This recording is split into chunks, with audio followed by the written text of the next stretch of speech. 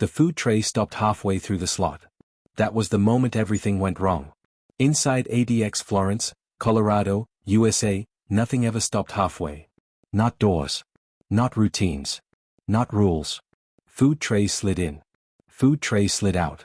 No words. No faces. No mistakes. But this time, the tray froze. The inmate stood on the other side of the steel door, staring at it. He did not shout.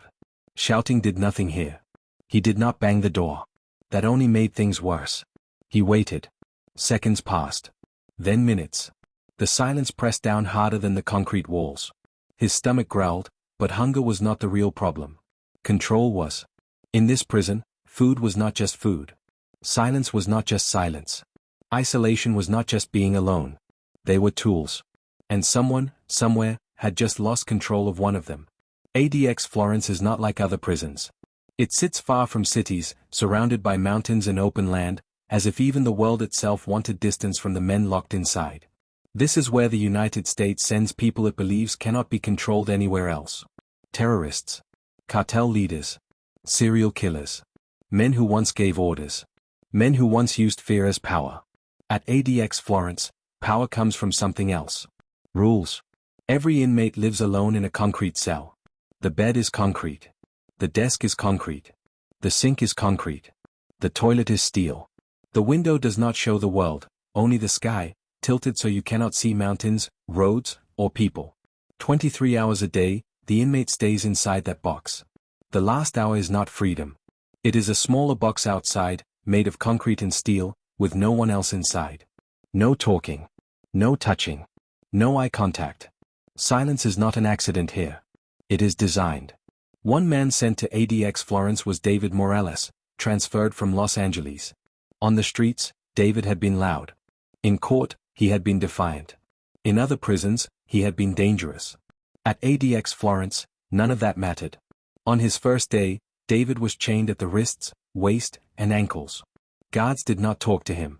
They guided him down a white hallway that smelled clean and empty. When the cell door closed, the sound felt final. David stood still, waiting for something to happen. Nothing did. No yelling from other inmates. No noise from guards. No chaos. Just silence. At first, David thought he could handle it. He had been alone before. He told himself this was just another challenge. The first week passed slowly. The second week passed slower. By the third week, David realized something was wrong.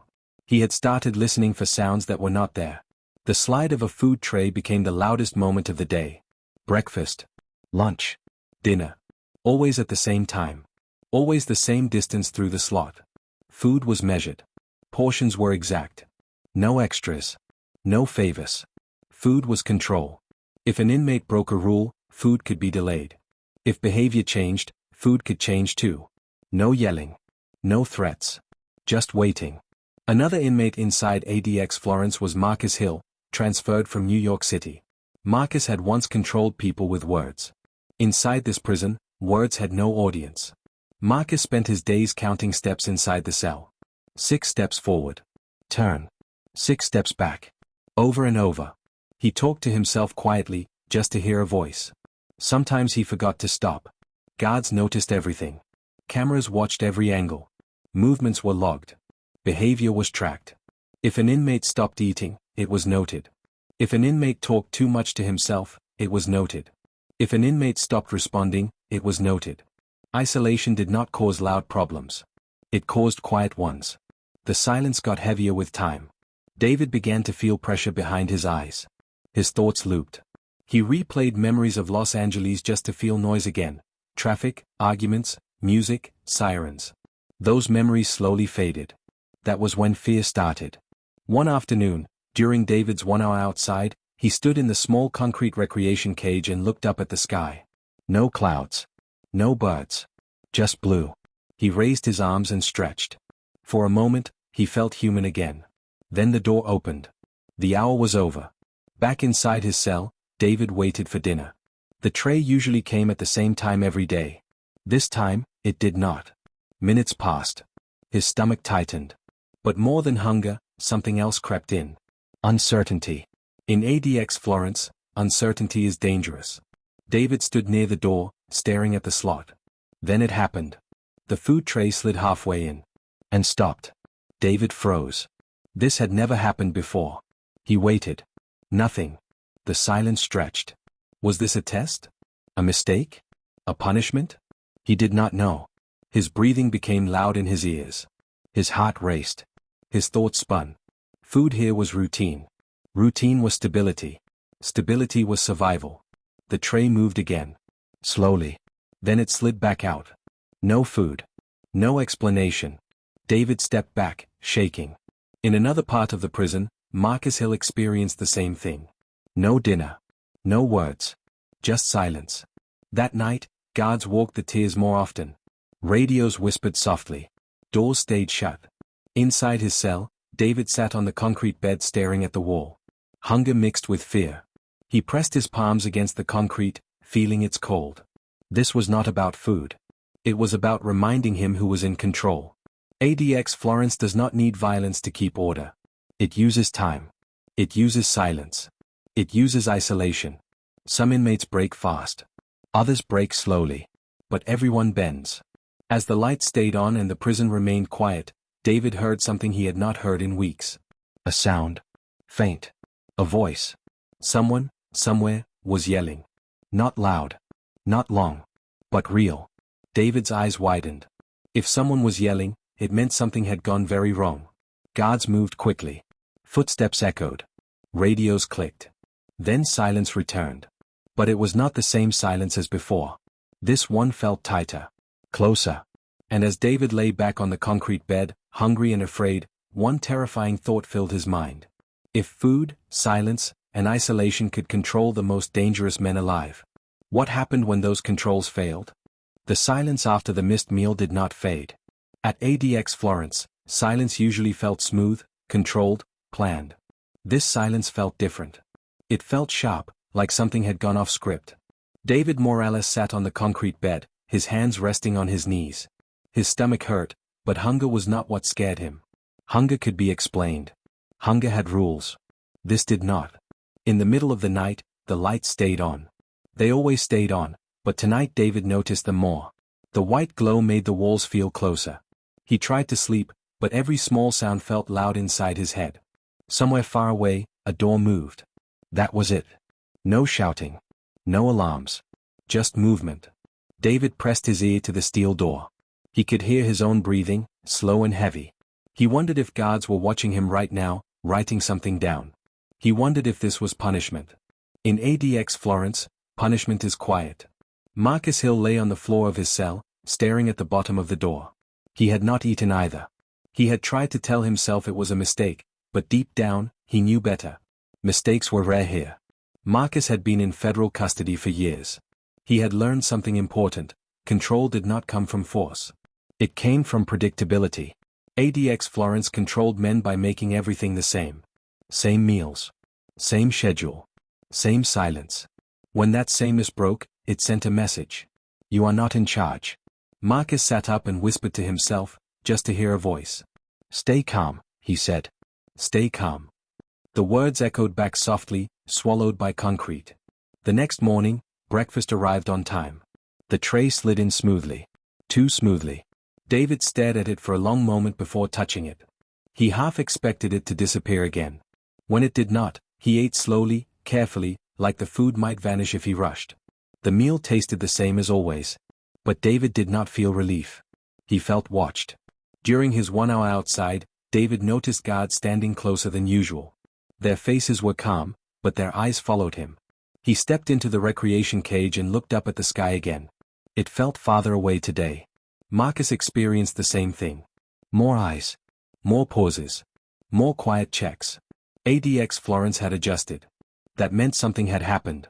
Later that day, during a brief mental health check, a voice came through the door. How are you feeling today? David answered carefully. Fine. The voice paused. Are you eating your meals? Yes. Another pause. Any trouble sleeping? No. The voice thanked him and moved on. The questions were simple. The meaning was not. ADX Florence did not ask questions without reason. In another part of the prison, the man who had screamed the night before sat in a restraint chair inside a medical unit. His voice was gone now. His eyes were wide and unfocused. He had stopped responding to his name. Medical staff worked quietly. Notes were taken. Decisions were made. He would be returned to isolation when he was stable. Stable meant quiet. Days passed. Meals came on time again. But something had changed inside David. He waited for the tray with fear now, not hunger. Every scrape of metal made his heart jump. He listened closely for footsteps, for changes in routine. The prison had taught him something important. Control could be taken away without warning. Marcus felt it too. He stopped pacing. He stopped talking out loud. He began to conserve his thoughts, like they were something that could be taken.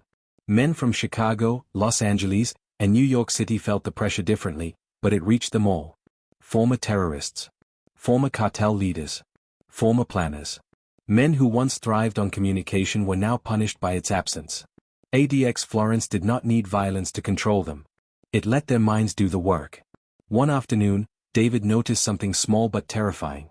He could not remember the taste of his favorite food from home. He knew he liked it. He knew the name. But the taste was gone. That scared him more than the missed meal ever had.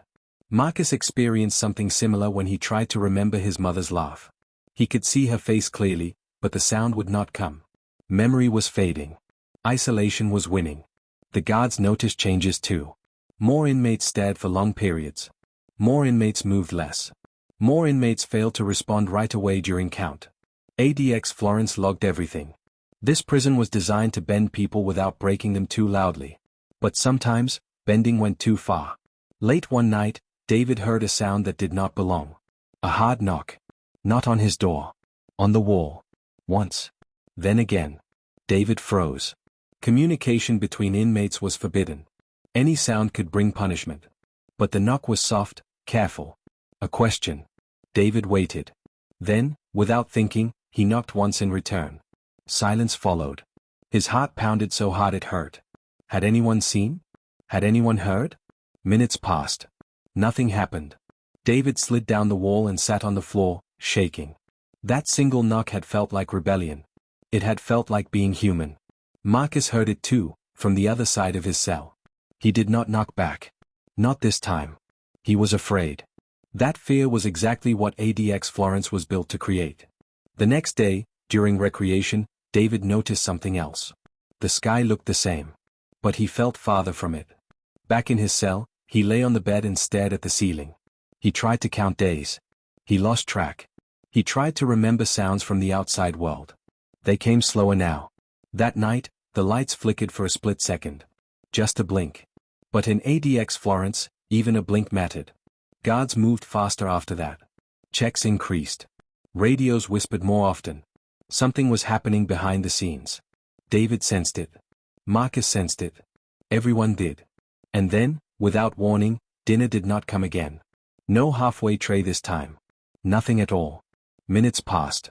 Then an hour. David stood, breathing hard. His chest felt tight. His thoughts raced. Was this punishment? A test? A failure? He pressed his hands against the wall and whispered, "Don't lose it. Don't lose it." In another cell, Marcus sat perfectly still, staring at the door. This time, a sound came from farther down the tier. A deep, angry yell. Then another. Then a door slammed. Alarms did not scream. But the prison woke up. Footsteps. Orders. Movement. ADX Florence was responding. David stepped back from the door, his heart pounding. He realized something in that moment, something terrifying and clear. Food, silence, and isolation were not just tools. They were a system.